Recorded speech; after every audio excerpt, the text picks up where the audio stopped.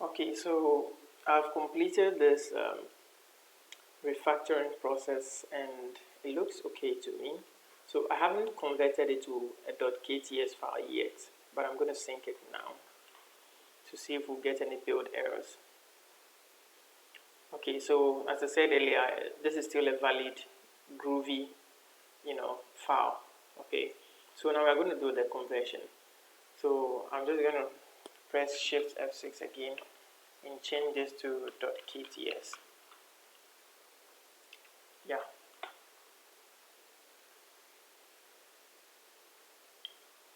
Okay, good. Now let me rebuild this project. And of course, we have some errors here. So for these ID fields, I should have wrapped them inside this bracket here.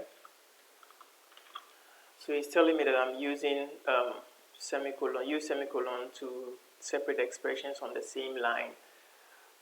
For some reason, they didn't actually explain that well. But this very side tells us that we should use function invocation of ID instead of just using what I did initially.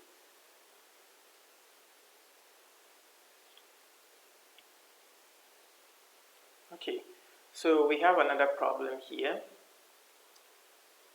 This problem here, so in Kotlin Gradle DSL, right, we can't use, for the build types, we can't directly use their names as a property invocation or a function invocation in this case. So we have to wrap them inside this named variable. And then in Kotlin, it has a different way of assigning, properties. So for a Boolean field like this is what we use. Okay, and we have Gradle files here. A moment. Okay, let me fix this one. So we have compile options, set source compatibility. Okay, looks like the bottom part is okay. So our dependencies block is looking fine. Yeah. So the problem here is starting from this side. Okay, so I think this is supposed to be a function invocation. Yeah, and I'm supposed to replace this with that.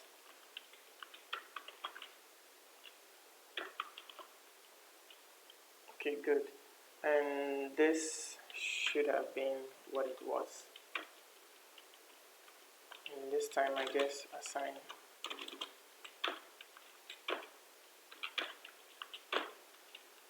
Okay, and I think instead of hard coding the JVM target here, let's just convert this to a string.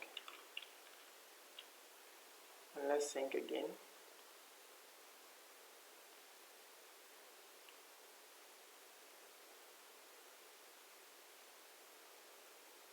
Okay, good. So we have a successful build now, and we've converted our file to a Kotlin Gradle DSL, right? But aside this, what other advantages can we get? Like this works. Why did I go through all the pain of having to change everything in this file just to make it a Kotlin script? Okay, one thing is I can use shared dependencies file just as how we can do it inside a normal groovy file like we had before. And to set that up, right, we need to create a build source folder here, right? So I'm going to create a directory here called build source like this, and the name is very important. You can't afford to misspell this. And then we are supposed to create two new files here. So I'm going to create build.gradle.kts. Well, of course. And I'm also going to create settings.gradle.kts. These two files are required. Okay, these two files are required. So, yeah. So inside this build.gradle.kts, we are going to use the Kotlin DSL lambda over here. So I'm going to tell you that this project supports the name Kotlin, Kotlin DSL. Okay, so yeah, and then we sync now. So it's going to create. Okay, I think we have a problem here. What does it say? Yeah, it cannot download this file. So what we are going to do is we'll go inside our project level builder Gradle, grab our repositories over here, and just paste them here so that you can use it to download our Kotlin embedded files. Okay, so it's supposed to create a .gradle file and a build file inside here for us. It will auto-generate them after the build is successful. So our build, I think, yeah, our build runs successfully. Yeah. Oh, that's good. Yeah, so we have this file here now. Good. And the ID is going to do its thing right now. Okay, so I don't think I'll need this file anymore. Yeah, so we have this. Okay, so what's the use of this build source folder that we have here? Let's say in the event which is imminent, right? We will eventually be managing our dependencies over here. But in the event where we want to, you realize that there are some versions over here that are the same throughout, and we would want to extract them and update them without having to change all the variable names here ourselves. So what we are going to do is, inside here, we are going to create a directory called source main and then Java, right? And we are going to put, like the way we have it here, source main and Java, and we are going to put our dependencies object over here. So I'm going to create an object, a Kotlin object called dependencies, if I can spell it, like what I had at the beginning of the video.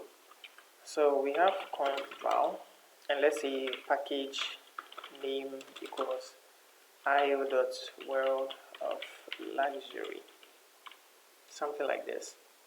So this provides us with our package name. So let's just say applications package name. Good. And now let's say I want to use this dependencies over here, this package name over here inside my I can close this now, inside my application level builder Gradle, right? So instead of writing this here, I don't want to forget the spelling or make changes anytime I update the package name, which is not advised though. You don't need to be updating your package names, but just for the sake of this project, I'm just saying that let's say I want a centralized place where I have all my variables, right, inside, and all the variables that I use inside my Gradle scripts. So I'm just going to call dependencies like this, and I'll call upon the package name. So you realize that it gives me an autocomplete feature, and I can directly navigate to this package name over here. So I can do the same for almost any variable that I have on this page. So I can crop out the compile SDK version, the build tools, the versions, everything from here, and use them inside the dependencies. So what I'm going to do is I'll go to the completed project, and I'll just make a copy of these dependencies that I have here. Okay, up to this point. And I'm just going to use them here to save time. So these are dependencies we will be using throughout this application. That's why I included them here. And let me change the version code to version 1. Okay. Yeah. Good. So we have this, and I can sync now.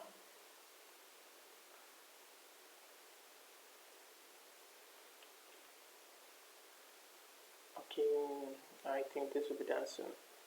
So, yeah. Okay, so I think the build is completed. We can now use these dependencies object inside our application. So let me minimize this, and then I think I'll need my project level builder Gradle file here. So what I'm going to do is I'm going to split this horizontally, and I'll start with the project level builder Gradle file, and I'm going to use this. I'm going to use this build tools version inside here. So I'll be using these ones inside my application level build.gradle, and then some other ones like this inside my project level build.gradle. So let's start with the simplest one, which is the project level, and then I'm going to replace this Gradle build 2. You realize that I've stored the variable over here, so I'm just going to replace it with this. Sorry, dependencies. Wow, I have a hard time spelling dependencies this evening. Congrats to me. So we have Gradle. Is the Gradle version? Nope. Gradle build 2. Yeah. So yeah, the autocomplete took a while there. So dependencies. You know what? Since I have a hard time typing it, I'll just copy it. And you realize that it's giving me all the autocomplete options to my right hand side. So this one is for the Kotlin. So I just look for Kotlin. And this part is for our navigation. So this will be our nav version. Yeah, this will be our nav version. And yeah, I could store this URL there too, but come on, it's not that important. So I think we are done with this guy. Now let's move on to this guy. So I'm going to have dependence. Okay, yeah, of course, I copied it. Dot compile SDK version. I'm going to have one for my build tools version. I'm also going to have one for my minimum SDK version. And I'm also going to have one for my target SDK version, one for my version code, and another for the version name. And yeah, okay, so the dependencies. So we're having this for the Kotlin, and then this would be our KTS. Did I store KTS here? Let's see. I did not. Congrats. So I'll just create one. Yeah, I didn't. So I'll just create one here.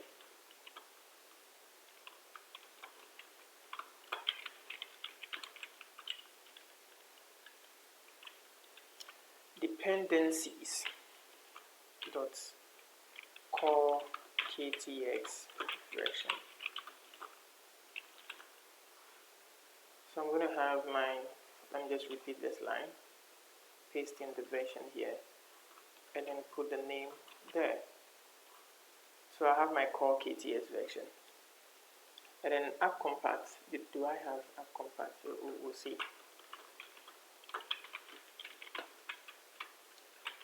Wow, this evening is so great.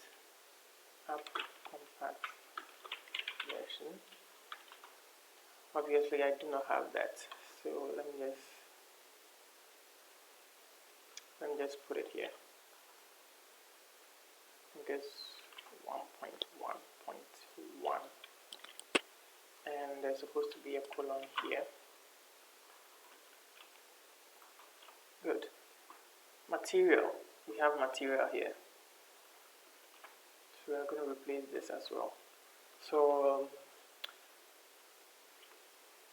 okay, we have a successful refactoring over here, and everything seems to be working fine. So if you have any problems refactoring yours, right, just rebuild the project, look for any errors that it comes up with inside your build script, and then you can probably add it to the comment section so that I go through them and we try and resolve it together. Okay, so we'll bring this episode to a close, and in our next episode we are going to do we are going to theme our application. Okay, we are going to apply themes to its colors, shapes, and type, all the good stuff. So I'll see you in the next one. Thanks. Bye.